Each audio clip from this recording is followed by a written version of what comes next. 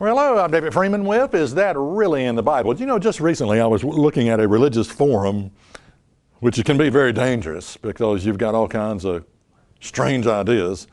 But this person said this. It said, no Christian is under the law of Moses. It ended when Jesus nailed it to his cross and faded away during the life of the apostles. Now, the statement is very deceptive in and of itself. I mean, how many times have you heard this? No Christian is under the law of Moses. As if Moses went around giving laws. You know, Moses just went around with a tablet and said, I think I'll come up with some laws today. Let's see, what can I think? Oh, okay, I'm going to write that down.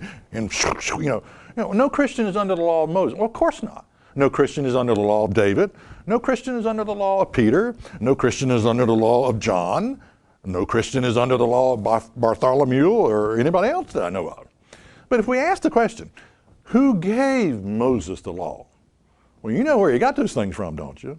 You know, the mount, you know, coming down the tablets, he got them from God. Yeah. So, and I think this statement is so deceptive because Christians don't want to just come out and say it. No Christian is under the law of God.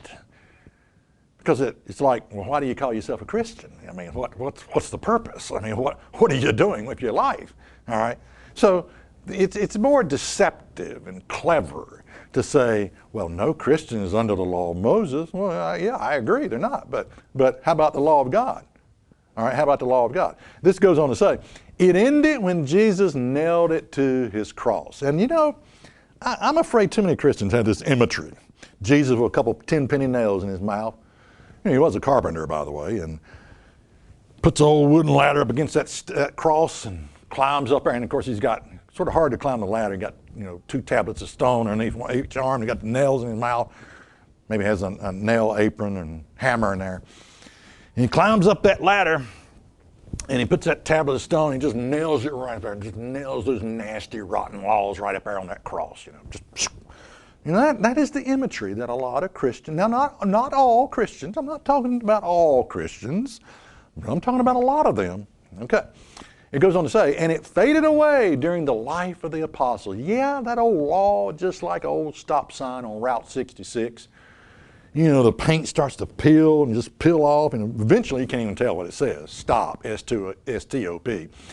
And it's never replaced, and eventually it just sort of fades. It took some time, you know, but it fades away, out of mind, out of sight.